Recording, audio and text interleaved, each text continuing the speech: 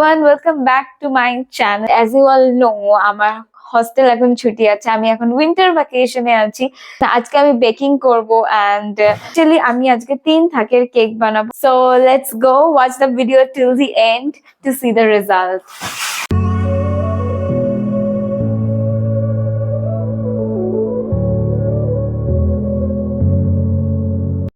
তোমাদের যেটা লাগবে সেটা হচ্ছে ওয়েট মেশিন। 1 পাউন্ড কেক বানাতে প্রায় 80 গ্রাম মতো ময়দা লাগবে।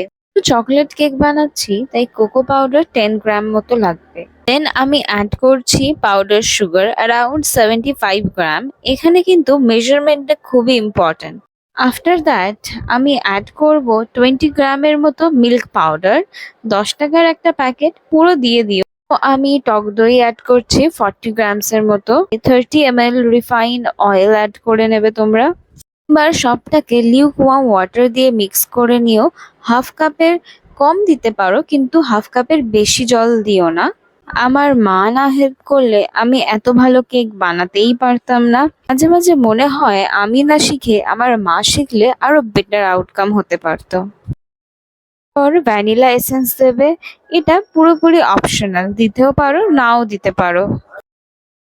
দেন আমি অ্যাড করব baking powder 5 grams and baking soda 3 গ্রামের মতো।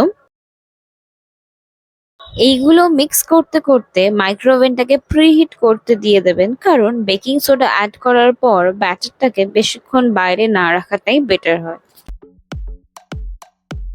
ছোট্ট একটা বাটার পেপার কেটে নেবেন শুধু বেসটা লাগানোর জন্য। আমার কেকের মোল্ডটা একটু ট্রায়াঙ্গেল শেপের, কারণ আমি ডল কেকের বেস তৈরি করছি।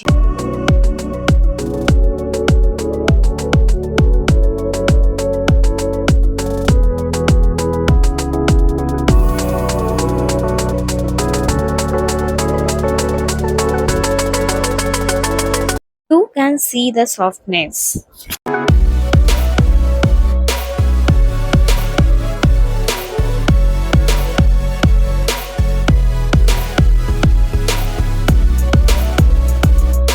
যেহেতু এটা 3 টায়ার কেক হচ্ছে, তাই আরো দুটো কেক আমি বানিয়ে নিয়েছিলাম। ক্রিম লাগাবে বলে মা কেকগুলোকে 3টে লেয়ারে কেটে নিচ্ছে।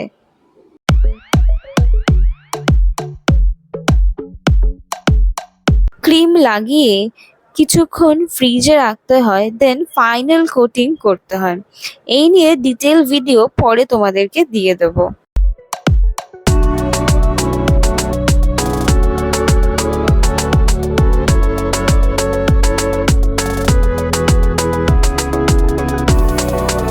আমি ডেকোরেশন করছি আর মা আমাকে বুঝিয়ে দিচ্ছিল কিভাবে করতে হবে।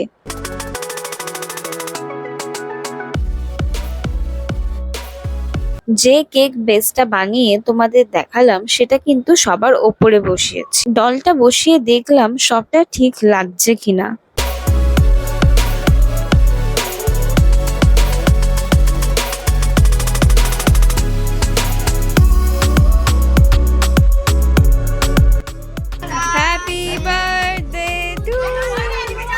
And here is the final output. আমি ভেন্যুতে গিয়ে ডলের জামাটা ক্রিম দিয়ে করে দিয়েছিলাম। Thank you for watching the video. So like, share and subscribe to my channel and don't forget to hit the bell icon.